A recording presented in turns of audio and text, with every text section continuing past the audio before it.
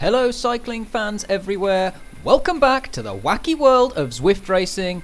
I am Snowman Cycling and this is another race recap video where I've got you covered with your weekly dose of chaotic crit racing as I tackle a route that we did a couple of weeks ago featuring not one, not two, but 5 laps of the brand spanking all sparkling new Glasgow crit circuit, which means we're going to get 5 goes around at that lovely Clyde kicker where we'll be putting some pressure on to cause some crit carnage and, as usual, try to make everybody else in the rest of the field think we're a total tool. And that means that the total distance for the race is going to be about 15.2 kilometers, so pretty short one, just over 20 minutes, which means we haven't got that much time to cause that much damage, so we're going to have to go all in early, and that means going really hard on the first Clyde kicker on the first lap, much to the annoyance of the rest of the field, as we want to take a good look at the other riders around us, see how they respond, see how strong they are, and see who our competition is going to be. And luckily for us, we picked up the new and improved feather power-up that we used to great effect in last week's race, and that helps propel us to the top of the climb. And as I take a look around and look at the field, I can see it's certainly caused some damage. We've caused quite a few splits going down the group. There's a couple of riders off the back, there's 3 of us off the front, and a couple of riders behind. And at this point, I'm thinking maybe the front 3 will be able to work together to keep this gap and form a break. So I put down the power, I use my drafting boost, and I'm trying to keep that pace on the front of the group really high and keep the 3 that are 25 meters off the back where they are. But unfortunately for me, it looks like Derrington and Which One don't really want to work with me. They're happy to let me pull, but they're just going to sit on my wheel. And as you can see, I give the gesture to the camera there. Well, if you don't want to work, I'm not going to work and let everybody else get back in anyway. But we have got rid of a couple of riders and there's plenty more goes of that KOM to try and cause some more chaos. And if you like the sounds of causing chaos in races and the things that I'm talking about in terms of strategy, tactics, analysis, then remember I do run the SNOWcial race team. We currently have 50 riders, but I'm always looking to add the right people to the team across all categories that want to experience that team-based racing style. I guarantee that your race results and power will improve as per all the other people that have joined the team will attest. And there's also the added benefit that you automatically gain 200 watts to your sprint when you join the Snow Race team. But unfortunately for me, as we come back around for the Clyde kicker on lap 2, I didn't have the feather power up this time. In fact, I only had the van power up, so I used that pretty early as I knew I was going to go to the front of the group for this KOM and start pushing the pace, which is exactly what we do to try and squeeze a couple more riders out the back of this group. I know we're not going to be able to go solo here, but if we can apply some pressure, use our strength and make this really hard for the riders around us, maybe we're going to get rid of a couple of the riders off the back, and at the very least we're going to weaken those riders for the sprint later on. As I go through the banner here though, Derrington and the Which One have managed to counter my move and go over the top of me, getting a little bit of daylight between them and me. But I'm not concerned at this point. I know that the draft effect behind is going to catapult me through them, which it does. But at this point, the 3 of us, the same 3 of us as last lap, have a legitimate gap this time of maybe 4 seconds. In retrospect, this might have been a good time for us to work together, but instead we stopped, looked around at each other, and one of those riders, Keeley, manages to not only latch back on, but come powering through the group, forcing me to work to get onto his wheel. And so suddenly there are now 4 of us in that front group.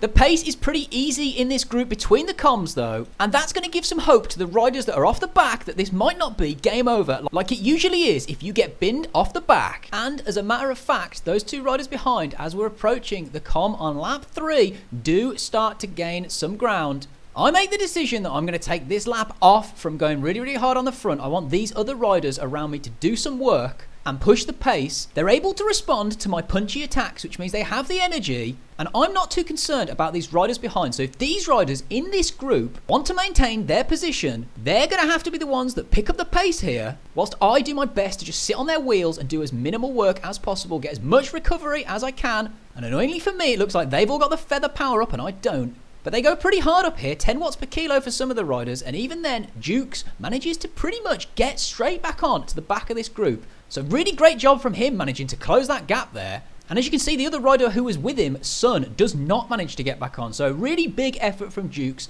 And now, all of a sudden, this group that was a 3 then became a 4 and is now a 5. So I'm going to conserve as much energy as I can for the next 2 laps, and then we're going to go absolutely all out, hit them with everything we've got. And whilst we're recovering for the next KOM, I am reaching out to you, YouTube, for your help. I'm doing a new video, a Q&A style video, where I answer your questions about racing, cycling, Zwifting, life in general. And I've already had some great questions from some of the subscribers on the community post that I made. So thanks for those, but I'm not done yet. I need more questions, so fire them at me in the comments and I will do my best to answer them in an upcoming video. Just please help me out and do not ask any maths questions. But before we get to that, we've still got a race on our hands, people. And luckily for me this time, as we get to the KOM, I've got the feather power up once again in my arsenal. And so I do what a good sprinter likes to do and drift to the back of the group before deploying that power up and then hitting them with everything we've got. We're going to go really hard on this KOM, try and cause some more fractures before we get to the final lap and see who's still got some legs, who's still got some matches, who's got energy left to burn, and how they're going to use that energy chasing me up this KOM. And as you can see from the numbers, big numbers from the riders around me, peaking over 10 watts per kilo for all 3 of them. So I'm having to dig really deep to get a gap here. And it might not look it from this video, but these repeated attacks every single lap are insanely hard.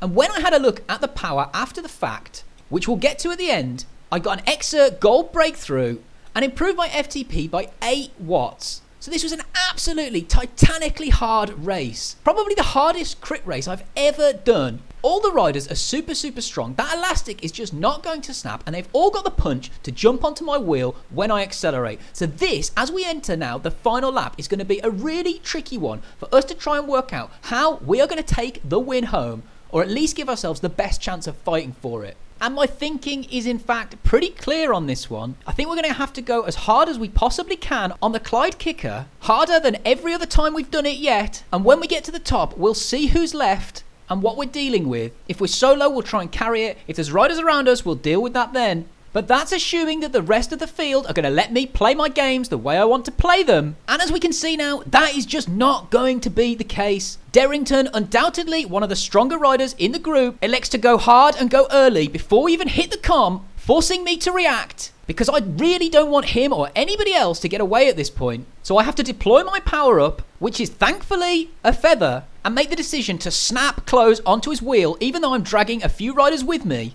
They're getting a free ride, but this is it. This is the moment. As we come past Derrington, we're going to keep the pace on. In fact, accelerate even harder, go really deep on the power, try and leave nothing out on the road, and get ourselves as big a gap as we possibly can as we go through the banner for the final time. And as we do, I look around me and surveil the damage that we've caused, and I can see one rider, which one, in fact, is pretty much close enough that he's on my wheel, but the other riders further back have got quite a lot of daylight between us. And due to the speed differential that the which one carries, as we're going up this kicker, I elect to use my aero boost so he doesn't come flying past me. I'd rather use it now than the sprint finish to make sure I'm on his wheel. And at this point, the 2 of us have a gap and an incentive to keep on pushing. There's only 1.2k left to the finish. Those riders behind are only getting further away at this point. They're not working together and they're not closing the gap. And I can't really believe my luck here, because which one elects to just keep pressing on, holding a really high pace here, whilst I sit on his wheel, get quite a bit of recovery and a tow to the finish line, along with separation to the group behind. So which one really does me a favour here.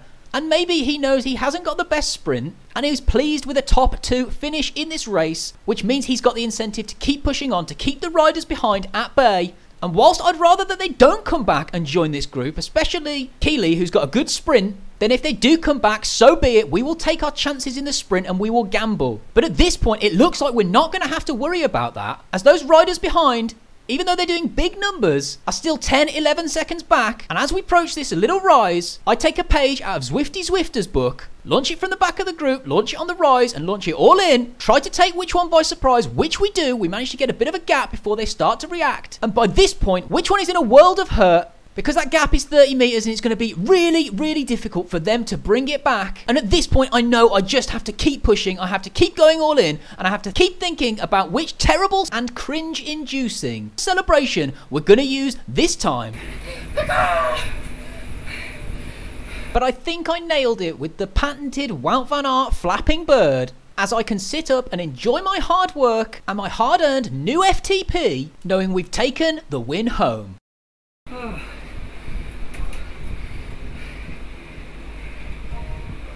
That was hard, that last lap. No, that was a lot harder than the average power suggests. But we raced that effectively. I think I was probably the strongest in the race. So it made sense to put pressure on every lap on that little kicker. I think we got to like one person each lap for the first couple, and then for the last lap we drilled it really hard. So that was pretty hectic. The normalised power's going to be through the roof, I think. But good to get the exercise in. I was really suffering by the end. It's just attack after attack after attack. It's brutal. Okay guys, I hope you enjoyed that one. To like, comment, most importantly subscribe. And as always, race fast, ride hard, and remember that you are appreciated.